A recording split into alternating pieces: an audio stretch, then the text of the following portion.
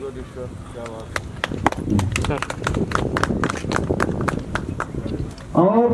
मैं कहता हूँ ये आरटीसी जो 6 महीने पहले आई थी और तब ये इनके चाल और थे, इनको सही रूप में एक सांचे में ढालने के लिए अगर विशेष योगदान रहा है तो वो आरटीसी प्रभारी श्री दलनायक महावीर सिंह।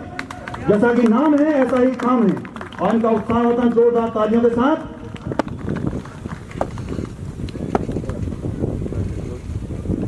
और इस ग्राउंड की व्यवस्था और कहा जाए बड़े खाने की व्यवस्था, उसमें जो महत्वपूर्ण योगदान अगर रहा है अप्रत्यक्ष रूप से एवं प्रत्यक्ष रूप से वह है दलनायक श्री सादिक अली।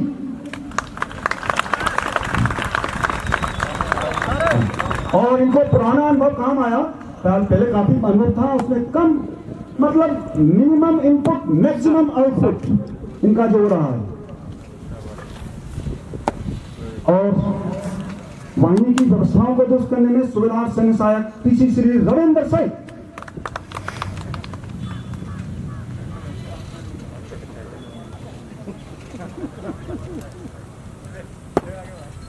और इसी के साथ हमारी सभी व्यवस्थाओं को दुरुस्त कराने में जो योगदान रहा है वो सहायक शिवपाल एसडीएम साहब पीसी श्री विक्रम सिंह।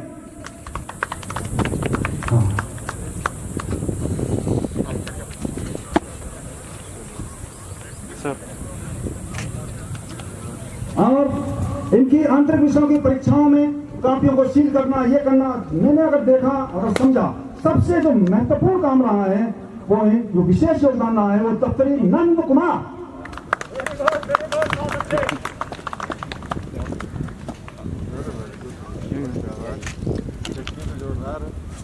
और ये हमारे भले ही सबसे इस छोटी कड़ी उसकी है पर इनका जो योगदान रहा है कुक है जसबीर सिंह, मिस्टर जसबीर एवं कुक सत्तार।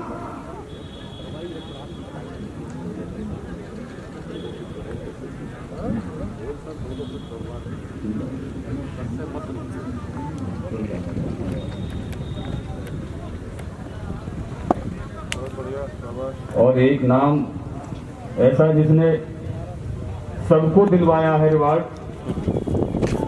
श्री सोमवीर सिंह दलनायक।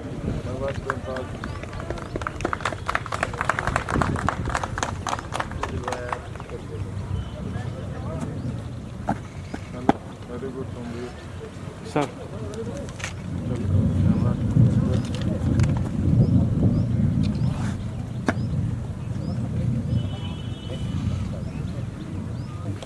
और मैं कहता हूं साहब का इन परीक्षाओं को संपन्न कराने में अहम योगदान, और इन्होंने इन जवानों को सिखाया कि बिना बैसाखी के बिना मदद के हम लोग कैसे मंजिल को पा सकते हैं, वो इस साहब का योगदान है।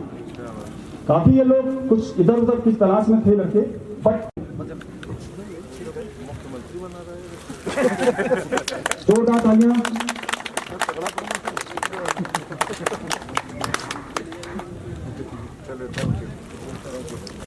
जसबीर सिंह बोला था ना, कल था नहीं, जसबीर सिंह इनका नाम छूट गया था।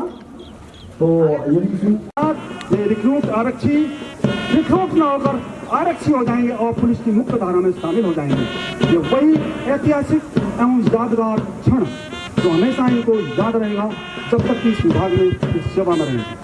और इनका एक लास्ट का मोमेंट कदम और जज्बा जोश देखने को बनता है। इनको लगता है कि आज हमें इस मुकाम पर पहुंचे हैं और जो कि उसमें सम्मिलित हुए। और सबसे अच्छी बात तो यह टीम भावना कि सभी लोग सफल हुए, ये बहुत ही अच्छा।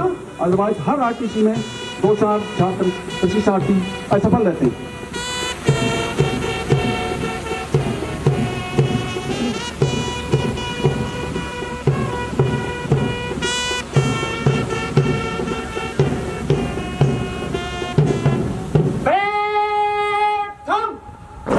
बहुत सुंदर, बहुत सुंदर। अंदर को मुड़।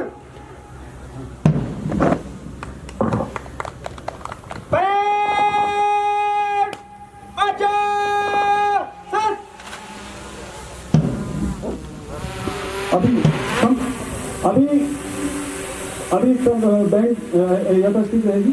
अब मैं इस आरटीसी के लोकल अफसर एवं उपसनायक महोदय से अनुरोध करना चाहूँगा कि इस दीक्षांत परेड की विशेष वाहिनी का नाम या दर्जा दिया गया था।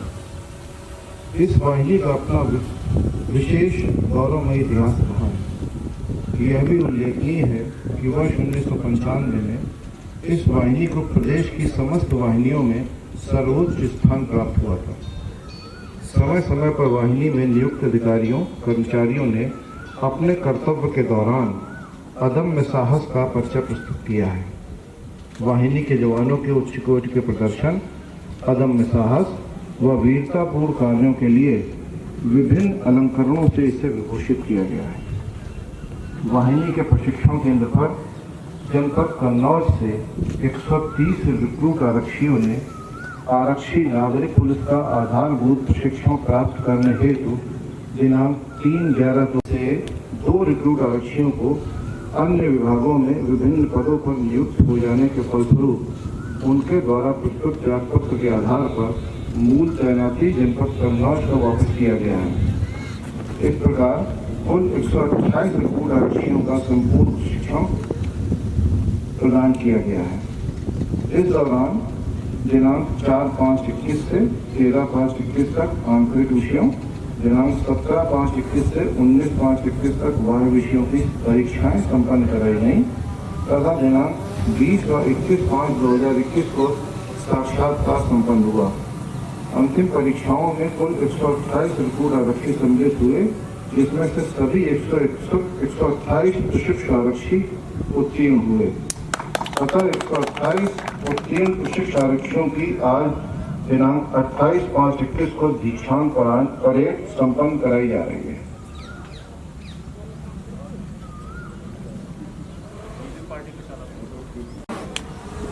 पुत्र श्री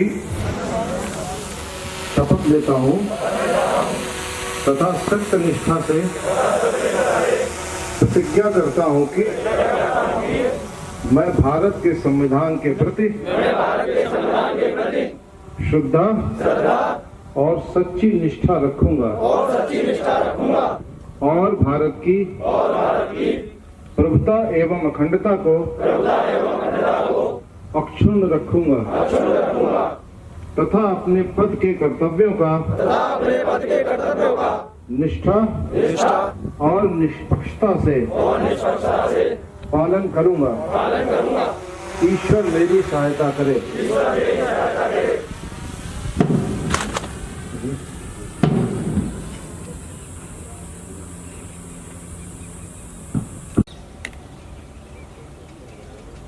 आप सभी का स्वागत है और ये अवसर है जिसपे मैं आज इस पासिंग आउट परेड से पूर्ण आरक्षी बन करके यहाँ से पास आउट हो रहे आरक्षियों को इनके आगे आने वाले असाइनमेंट, इनके आगे आने वाली तैनातियों ड्यूटियों के लिए बधाई दे रहा हूँ। गया अभी आपकी इसको भूलिएगा नहीं, जो कुछ यहाँ सिखाया गया है वो बहुत काम का है और आगे भी आपके भविष्य में आपको प्रोफेशनल तरीके से काम करने में वो पूरी मदद करेगा। तो मैं आपसे ये अपेक्षा करता हूँ कि जो आपको सिखाया गया है, चाहे इंडोर में या आउटडोर में, शस्त्र संबंधी जो आपको प्रशिक्षण दिया गया है, उसमें आप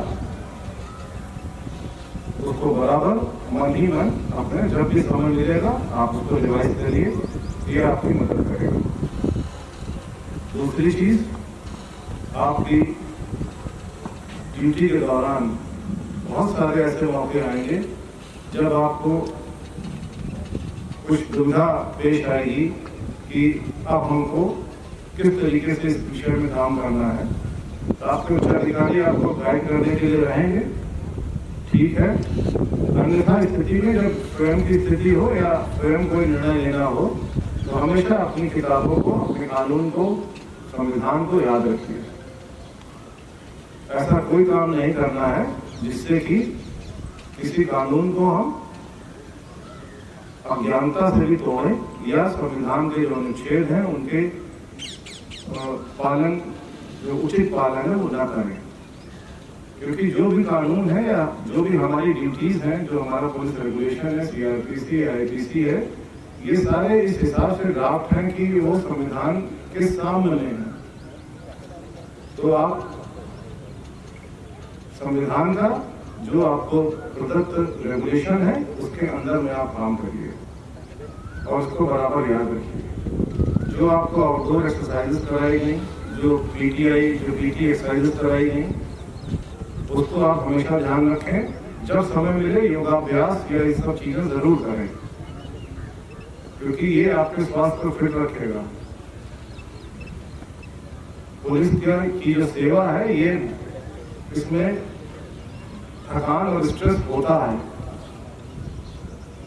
तो अगर आप बराबर अपने आप को फिट रखेंगे, व्यायाम करेंगे, योगा करेंगे, एक्सरसाइज करेंगे, तो आप स्ट्रेस को बेहतर तरीके से कोप कर पाएंगे और आप स्वस्थ रहेंगे और बिल्कुल दिमागी तौर पर चेतन रहेंगे। उम्मीद है कि आप चलते चलते ये हमारी बातों को आप याद रखेंगे। आपसे अपेक्षा करूंगा कि आप इसका पालन करेंगे। जय हिंद। इससे ही महोदय के आशीर्वचनों से हमारे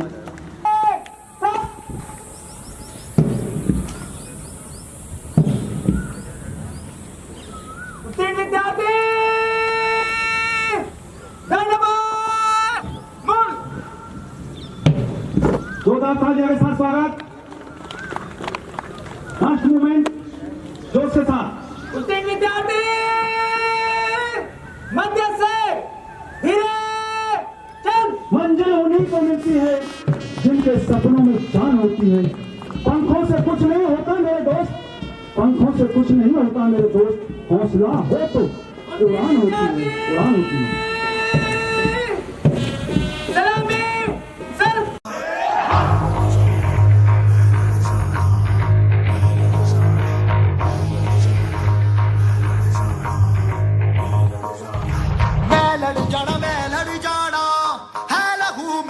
चिंगारी जिद से जुनून तक है जाना, हर कतरा बोल रहा।